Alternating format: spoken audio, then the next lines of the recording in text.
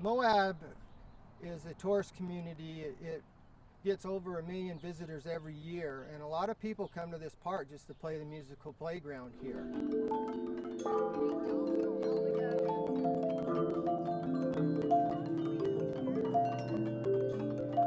At the park here, anybody can play the instruments. A lot of little children like to see how every instrument sounds, and so they'll go test them all, and we call them pollinators.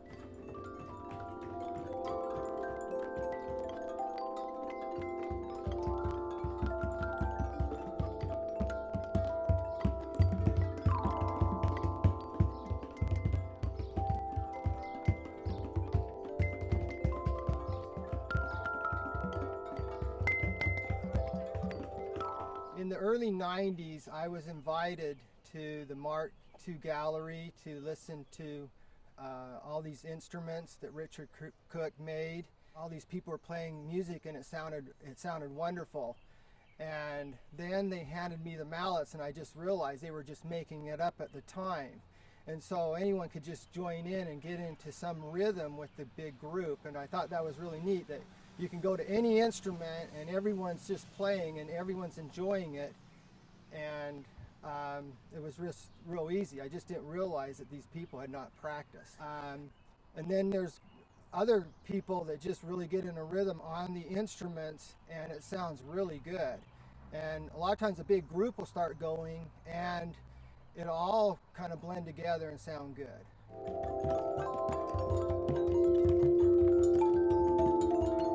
In 1995, we had a community service day, and we put in the first instrument.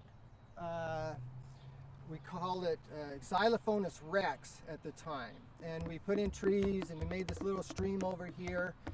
And then we just started adding to these instruments and adding. And we had a little grant from a foundation to add more instruments. And the more we add, the more people come over here. And I get comments almost weekly on how can we do this in our community, or they want to ask questions about it and who makes the instruments. But everyone loves this park. It's their favorite park in the whole world. I think it might be the biggest outdoor musical playground in the world. And we just keep adding to it a piece at a time, because we don't have a lot of money here, but it seems to keep growing. We have the most beautiful, spectacular scenery in the world. We have our national parks. We have BLM lands that are just gorgeous. We have our trails that people come here. But when they're done doing those kind of things, they come to the park, and they're in the shade, and they come over to the musical playground, and they're just as amazed at this as they are at all the beautiful scenery that they've seen the whole day.